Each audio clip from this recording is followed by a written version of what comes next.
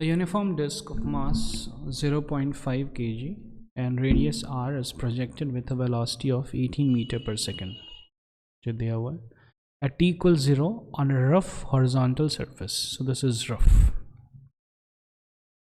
तो rough है इसका मतलब कि friction present है. It starts off with a purely sliding motion at t equal to 0. तो जब ये इधर मूव कर रहा है ना, प्योरली स्लाइडिंग, तो इसका मतलब कि ये भी इधर 18 से मूव कर रहा है टाइम t इक्वल टू 0 पे, क्योंकि ये प्योरली स्लाइडिंग है, यानी कि प्योरली ट्रांसलेशनल है, रोलिंग वगैरह कुछ स्टार्ट नहीं हुआ. तो दैट मीन्स जब ये पॉइंट इधर मूव कर रहा है तो इसका मतलब कि फ्रिक्शन पक्का इस डायरेक्शन में लगा है. So friction must be acting leftwards because this point is going rightwards with respect to the ground. So after 2 seconds it acquires a purely rolling motion. See figure. Okay, now if you see, so this friction is going to give an acceleration in this direction. Okay, तो वो acceleration क्या हो जाएगा. अच्छा, सबसे पहले friction निकाल लेते हैं. फ्रिक्शन क्या होगा, देखिए ये स्लाइडिंग हो रहा है, so therefore kinetic friction will be applied, और kinetic friction का वैल्यू हो जाएगा that is fixed which is mu k n. तो अगर ये इधर नीचे mg है, ऊपर n लगेगा, तो mu k n is 0.3 into n is equal to mg.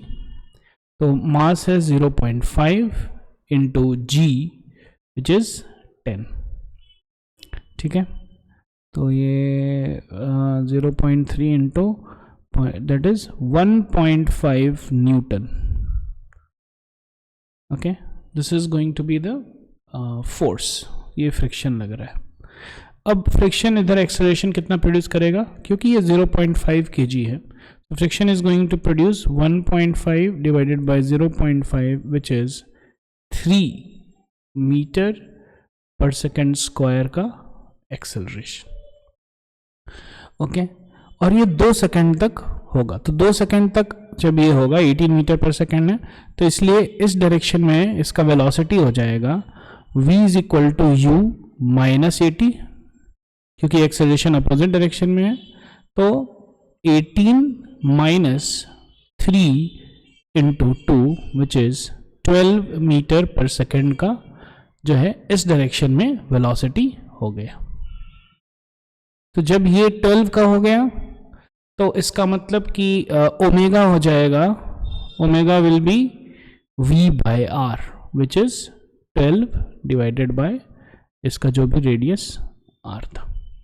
So now the total kinetic energy of the disc after 2 seconds will be, तो टोटल काइनेटिक एनर्जी क्या हो जाएगा है ना, ट्रांसलेशनल प्लस रोटेशनल मिला के. तो translational is half m v square, rotational is half i omega square.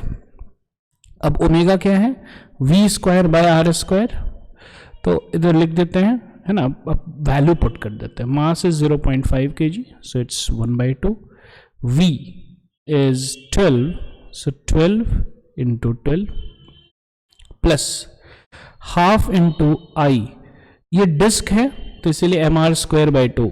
मास है 1/2, है ना, एम आर स्क्वायर, ये एम आर स्क्वायर बाई 2, और omega square is actually V square, है ना, 12 स्क्वायर बाय आर स्क्वायर. तो 12 into 12 divided by R into R. ये खत्म, ये खत्म, है ना. So this is actually how much, so ये हो गया 6 इंटू 6 विच इज 36, और ये भी 36 डिवाइडेड बाई 2, तो दिस इज 18.